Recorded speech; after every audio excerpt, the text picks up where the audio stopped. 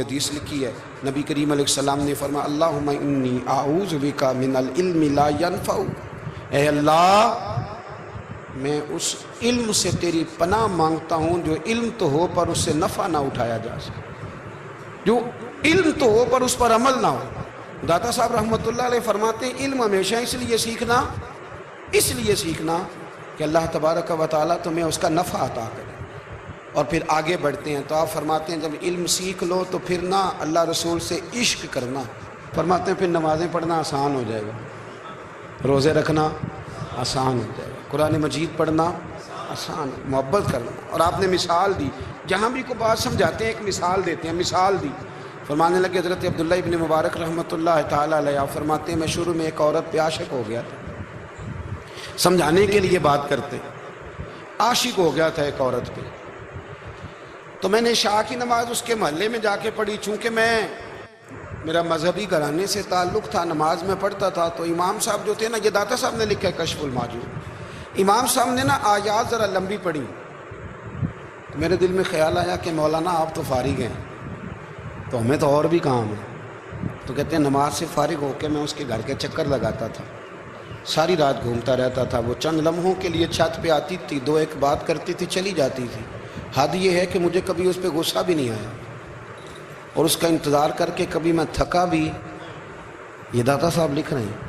حضرت عبداللہ ابن مبارک فرماتے ہیں ایک رات میں گیا، اسی طرح میں نے نماز پڑھی، پھر میں اس کے گھر گیا، میں ساری رات، سردیوں کی ٹھنڈی رات 11-12 گھنٹے اس کے گھر کا طواف کرتا رہا، معاذ اللہ چکر لگاتا رہا۔ آدھی رات کو سحری کے وقت وہ چھت پہ آئی 1 منٹ کے لیے اور کہنے لگی گھر میں مہمان بہت زیادہ ہیں، آج بات نہیں ہو سکے گی۔ حضرت عبداللہ ابن مبارک فرماتے ہیں کہ میں جب واپس لوٹا تو نہ مجھے اس پہ غصہ تھا،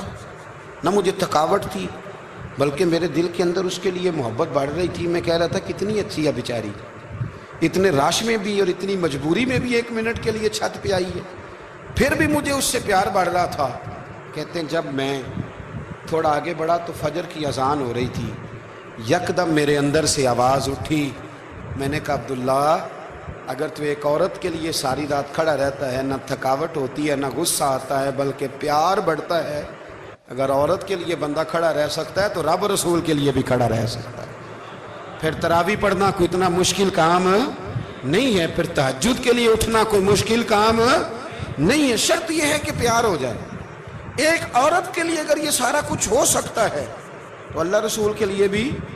ہو سکتے ہیں۔ فرماتے ہیں میں نے توبہ کر لی، اور پھر میرا حال یہ ہے کہ وہ توبہ کی اور پھر 60 سال گزر گئے، ساری رات مصلی پہ کھڑا رہتا ہوں، مجھے کبھی تھکاوٹ نہیں ہوئی، پھر کبھی تھکاوٹ نہیں ہوئی۔ تو داتا صاحب کہتے ہیں پہلے علم سیکھ، پھر اس کے بعد اللہ رسول سے پیار کر، اور پیار والی نماز پڑھ، مشقت والی نہ پڑھ، یعنی بوجھ والی نہ پڑھ کہ اب میری جان چھوٹ جائے تو میں بھاگ کے جاؤں،